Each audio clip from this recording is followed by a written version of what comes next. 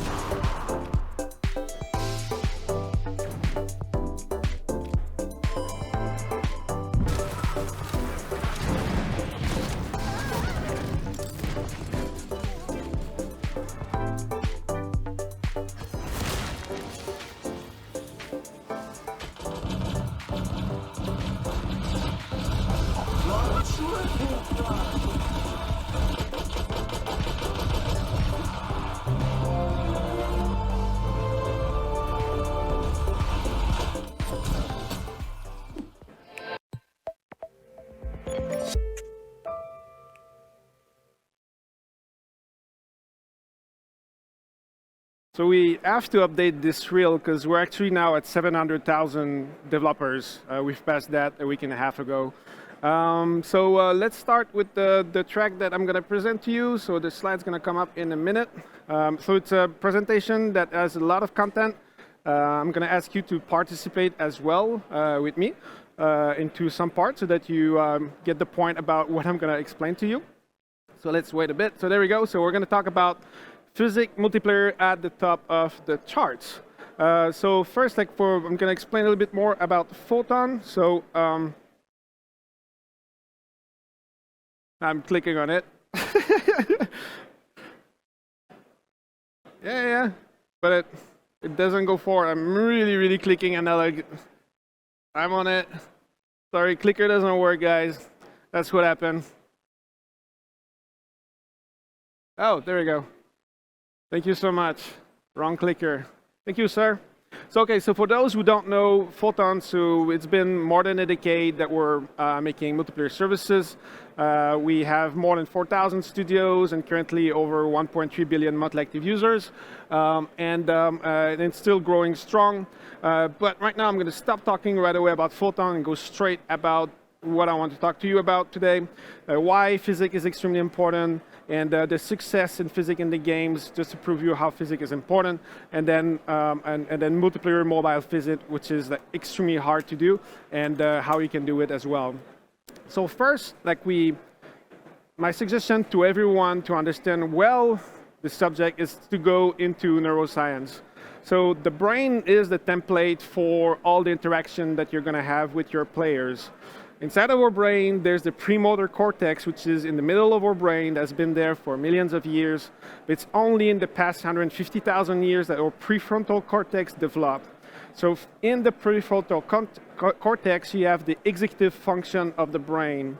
And what does it do essentially is more or less analyze the context of the things that is happening around, and taking a lot less energy for the brain to be able to execute functions, and after that apply what you're feeling, receiving, and what is happening with other humans around you also is all part of that region. So as a gaming developer, it's something that you have to, I would suggest, to research so that you can have many pathways to be able to talk with your players in a way that is very intuitive. So here we're about to talk about physics. So physics is the same region in the prefrontal cortex, and that is also where 75% of the dopamine is coming from. So this is a place where you have to investigate and really get the key to success. So we're going to do a little experience, everyone, together. So there's a stack of blocks here, and you have to predict where the blocks are going to fall, either on the green side or on the red side. So think about it in your head. Would it fall more on the red or the green? That's right. So the blocks fell on the red side. So your brain did that without any more context than what we're seeing now. So let's do it one more time. Will the blocks fall more on the green or the red side? There we go. And then this time I want you to say if it's green or red that you think where the blocks are going to fall. Can we do it one more time? So tell me, will it be green or red? Red? I heard green as well. All right. So it went on the red side. So what happened here is that your brain, without any more information, was able to predict where things are going to go.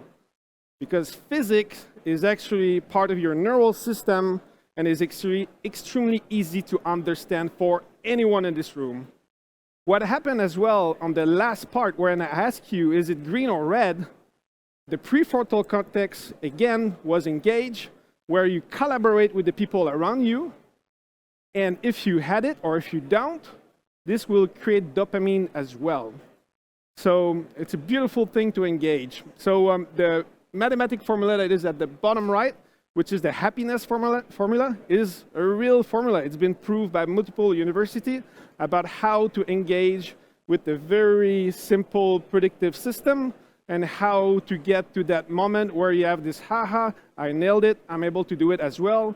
I'm seeing others doing something, I can do it as well. It's very engaging, and that's why multiplayer is strong, because of the collaboration side. That's why physics is strong, because our brain sees what's going to happen without any single explanation. So let's go into the success of games that are using physics. So there's a game that comes from Helsinki. It's very old. It was in the Java days. Well, sorry, that's actually the wrong slide, but it's really fine. So anyway, so that's the Trial game, right? So Trial was made by Red Links. That's what started the studio. And after that, there was 16 more games based onto this physics principles. Obviously, we saw multiple games that grew out of physics. And if we look at, like in 2009, the same game with much deeper into the connection with physics, more rendering. Red Links got eventually acquired by Ubisoft. And again, it's all about like interaction and physics that is moving around. And then for some players here might know what is this. That's the gravity gun, which is 100% based on physics. And so the gravity gun, extremely important, was a big innovation by the Valve team, and that made the game groove like very, very strongly. And then there's this game that obviously you know as well, which is entirely based on physics. Anyone can understand what's going on and what to do. Very simple to understand. Sorry about that. There we go. Angry Birds. And then if we go a bit further into how games evolve in physics, we have full levolution, where the whole map's gonna change based on the direction of the players, what you do, and the physical aspects of the game and the gameplay is impacted right away. So if we go even deeper, and if we look on mobile today, like physics is exploited at many flavors, both on console, on PC, on mobile, because it is actually very easy to understand. There's a wow factor attached to it. So definitely you need to investigate physics. So, but as I said earlier, multiplayer mobile physics is extremely hard to do. So us at Photon, what we've developed is an engine that we call Quantum, which is a deterministic system. It has the own physics integrated into it. It's 100% network, so you don't have to think about the multiplayer side of things. It makes your life much more easier. So what we've done through the years is build tons of samples that makes it easy for everyone to understand how to use these engines, and also for you to create your own gameplay on top of them and have amazing games afterwards. So one of these samples is what we used to call the Battle Brawlers. Sorry, it's coming. There you go. So it was very simple. It's a sample that you go from point A to B. There's moving platforms. And we were like, well, this is pretty fun. How about we take this sample and make a better game out of it? So we're like, okay, let's find a studio that can do that for us. And it was a studio from here, KitKat Games, that you probably know. So KitKat Games took our sample, make it look very nice, and then launch the game, and that ended up being Stumble Guys. So Stumble Guys for us was just, we're just trying to do something. We launched it in the store, not hoping anything. It used the Quantum multiplayer engine I was talking to you about earlier. So essentially the goal of the game is to go from point A to B before anyone else.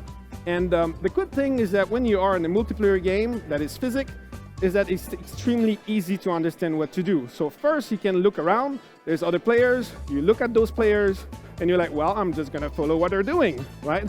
So there's no onboarding in Stumble Guys, so anyone can play today at any time.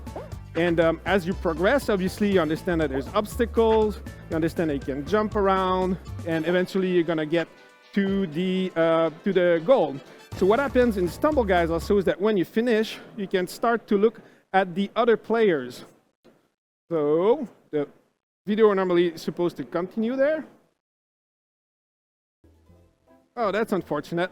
So anyway, so there's other elements in the game, obviously, where collaboration is impacted, meaning that when there's platforms in the games where you have to move at a certain place all together as a group of players to be able to advance. So the group of players have to go together at one area, and then when they reach that area, then eventually something else unlock. So the collaboration effect is very much implemented in Stumble Guys as well.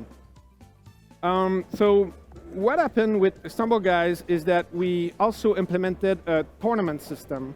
So this tournament system makes it possible for the streamers to create their own tournament and invite all of their viewers to participate in that tournament. So we had an organic effect that was tremendous.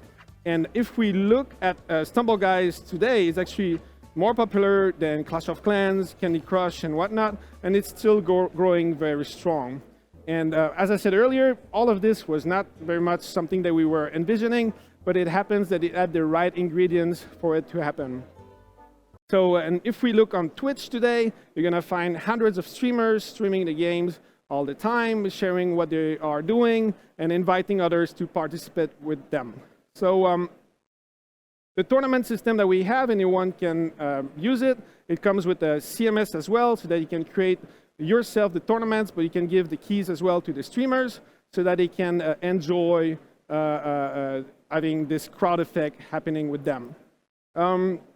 If we look at the data of Stumble Guys, it's incredible. So first, there's tournaments happening all the time. The onboarding is easy. So now it's #1 game in more than 30 countries in download. It's in the top 100 grossing. The game got acquired by Scopely about a month ago. And this is all coming from the sample I was talking to you earlier. So once you start with a really strong foundation, it's more about gameplay and reusability as a player and how to grow that game. So if we go a little bit deeper regarding like the retention of the tournament system. So the blue line is the players that participate in tournaments versus the gray line, those who don't. So the D1 retention is crazy, right? So it's, you know, like you don't see many times games that reach that level of retention. Especially if you go to D30, which it's almost like 10% of the players that stays on such a large amount of downloads that is happening every day. So it's something I encourage you to look at as well. So to help developers to get into Quantum, but also into other engine, which is Photon Fusion, we are currently, as we speak, there's a global game jam for the multiplayer game jam. So it's a month-long game jam where currently we have 761 studios, something like that, is participating. And then there's prizes at the end. There's a free Photon subscription. We also have like the gaming circles for helping you in your support. And yeah, so we're stoked to see all these games getting produced by all the developers around the world. Some large studios are participating, indies are participating as well. So if you want to learn more about multiplayer in an easy factor, well, I encourage you to participate as well. So that was a very fast way to talk about physics. I'm sorry about, there's a part where the video paused. It was supposed to last a little bit longer, but it doesn't matter. The video will be online for you to look at as well with my commentary. So I think it's the first time I have time for a Q&A, which is great. So if you have any question related to either how to implement physics, how to improve collaboration in your game, be more than happy to answer your question. Otherwise, we're going to move forward. Thank you so much. All right.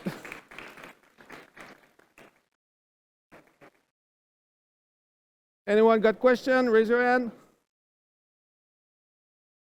You guys are shy. It's a pleasure. So you have to stay. So we have next presentation starting very soon. And after that, we have a panel with studios from here, from Helsinki, about their endeavor regarding multiplayer. There's a lot to learn. It's a subject, as I was saying, that is for many a subject that is new. If I look at currently at the trends, it's more or less where you have to put your focus on, and hopefully you're going to have a good track. So thank you so much for being here.